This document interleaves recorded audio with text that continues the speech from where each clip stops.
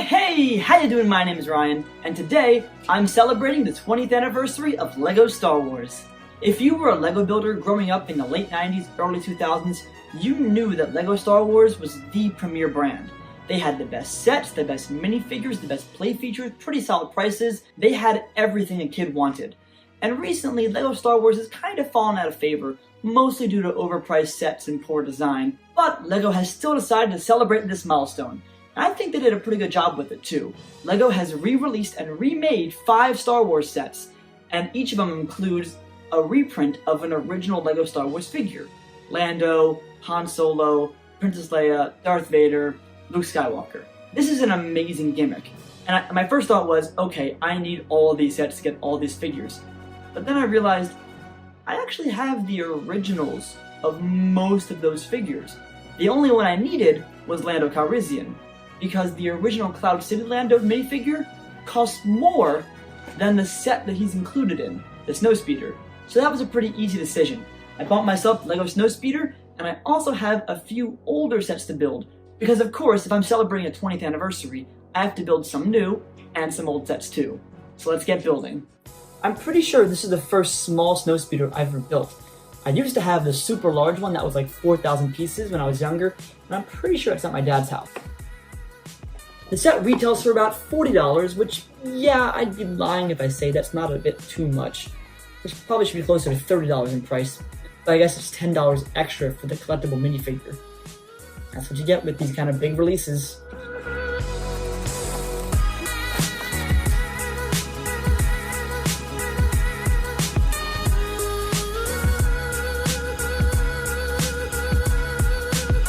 Building some minifigures.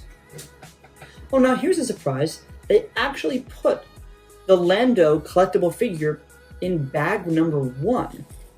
Usually they put the premium figures in the later bags so that scalpers can't just buy bag 1 and get what they want out of it. They have to buy the whole set. But I am surprised they put Lando in bag 1. Now, one of the reasons that Lando is so unique as a figure is because he has this two-toned cape. It's blue on the outside and yellow on the inside.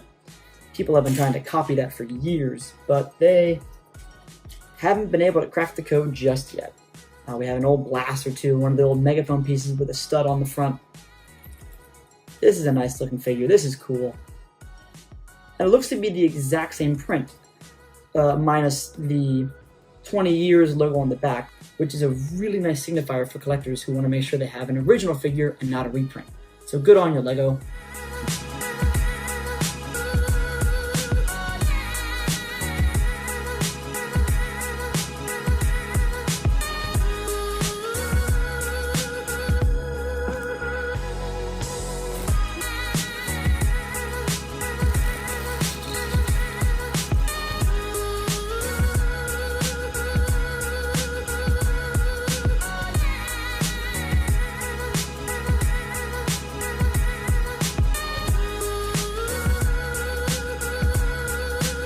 Yep, you got a sticker. I don't like stickers. Not bad. I gotta say, I'm becoming more and more of a fan of these incremental bag elements. LEGO used to have each part of a set exist in one bag, so a ship would be in bag 4, a play feature would be in bag 5, but nowadays they're dividing up ships and other builds into separate bags, so bag number 2 is just this. Just the hull of the ship, not even the wings. And even this by itself is kind of fun to play with. Just its own little, really weird, dinky ship. On to bag 3.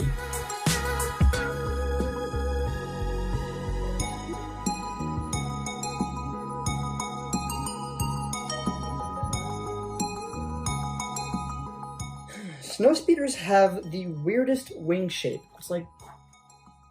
It's trying to be a triangle, but it has this little notch right here. And it makes for a pretty fun build, actually.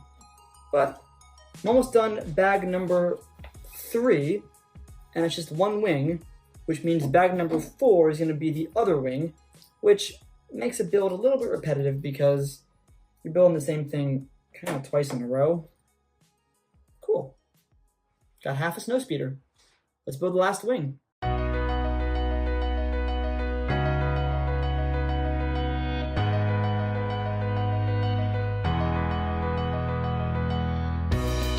This is the hardest part, the harpoon cable. Gotta thread this through the bob. Come on. Yay, yay, yay, yay, yay. Yeah, there we go. Okay, got it. Now, fish this through.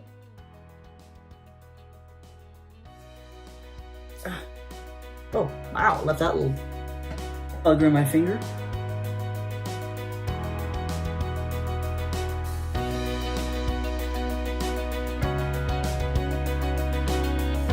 Add my 2 little spring-loaded red beams, and boom, we got a Snowspeeder. All right, this is pretty cute of a set. It was small. I think it's only about 300 pieces, and there are 4 bags, meaning that there's less than 100 pieces in each bag. So yeah, I can understand why some people are upset about LEGO Star Wars nowadays.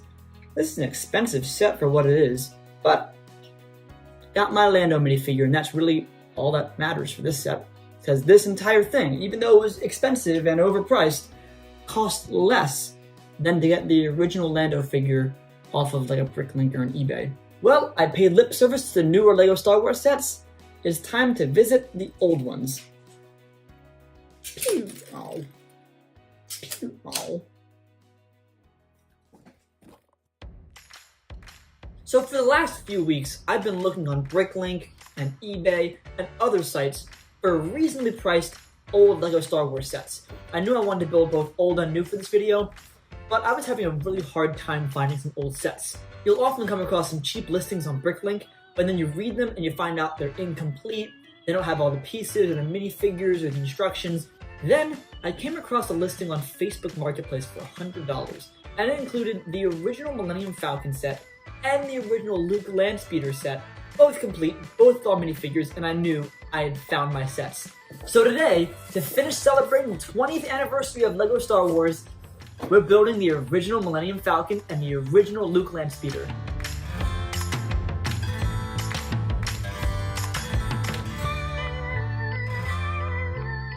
And these instructions are in great shape. Now, I'm not sure which bag goes to which set. This is definitely the Falcon because I see the blue tube. Oh, here's the Landspeeder. Oh, he separated them for me. Oh, that's so nice. Oh, here we go. Nice. These are some hard pieces to find. I'm really excited. This is gonna be so much fun. We'll start with the Landspeeder. Got bag number 1. One and only bag. Oh my god, this is fantastic. All the old figures. Oh, that is so cool.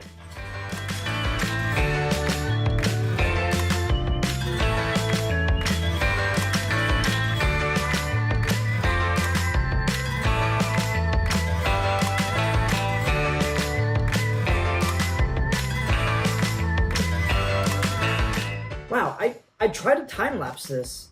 I got 2 shots out of it. This is a tiny set. I mean, not small as in size-wise, but small as in the amount of steps it took. 15 steps, 9 pages. This is a really thin instruction manual.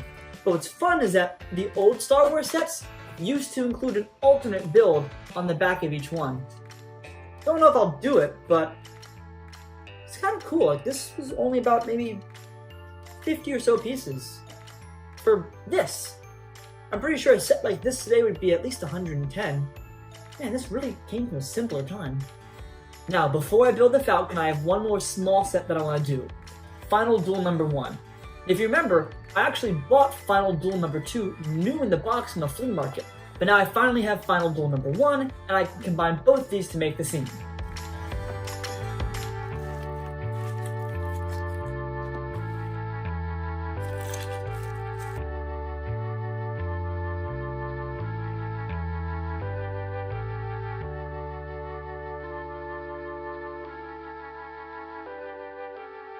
Well, that was a small build.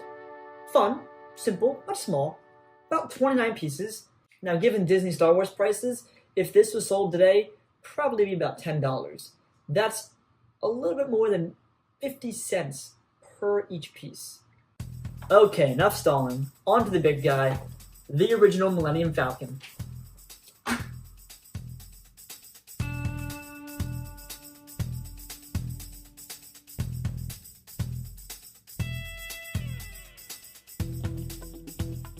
I think some of my first LEGO Star Wars sets were from the Phantom Menace, actually. But I vividly remember having Yoda's hut and the Hoth Millennium Falcon. And judging by the size of this guy, it might be pretty close to the same size as the Hoth Millennium Falcon. Actually, I dropped my Falcon set when I was younger, and it shattered, and I never got a chance to rebuild it because I was just too distraught by it. So this is incredible catharsis for that traumatic experience. It's also going to be a lot harder to build this kind of set. I think when this set came out, it was divided into bags. I'm not entirely sure, but it's a lot of pieces on the table, and it's hard not to organize it all.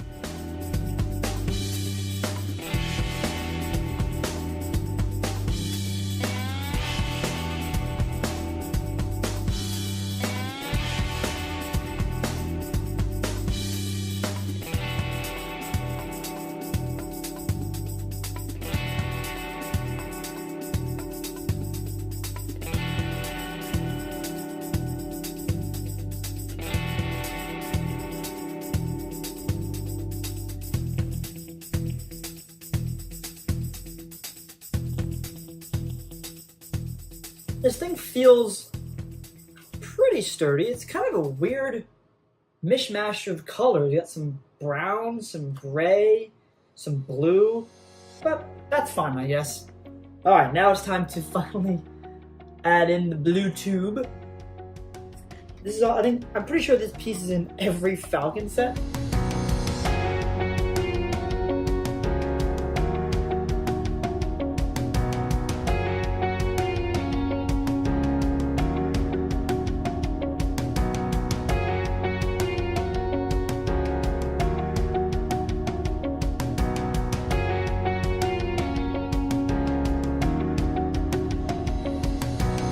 Here's a tradition for every Millennium Falcon set. You have to have a table to play space chess on. I think the game's called Dejeric, but I'm not entirely sure.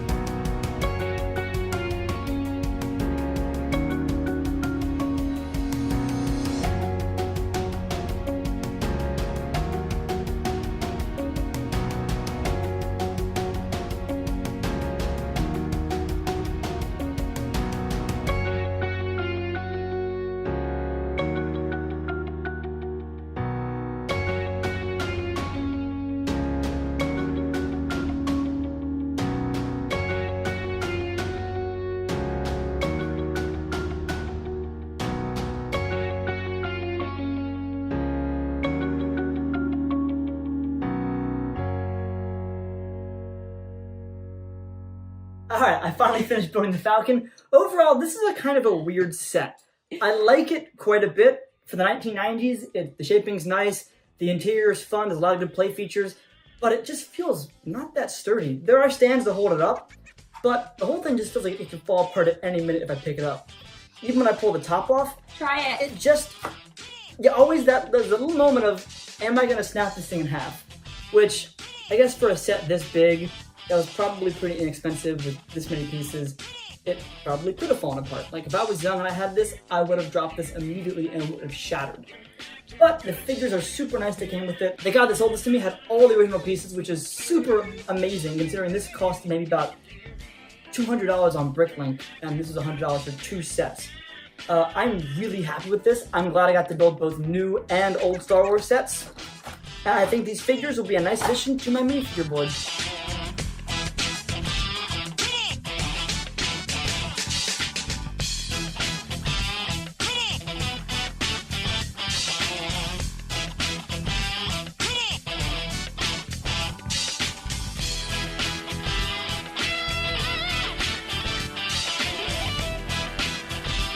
And now the Star Wars board is done. It is so cool to finally have some old figures on there. I think the Falcon looks great where it is. I might hang it up. That might be for a different day. Anyway, happy 20th LEGO Star Wars. And as always, if you liked this video, be sure to subscribe to the channel. And thanks for watching.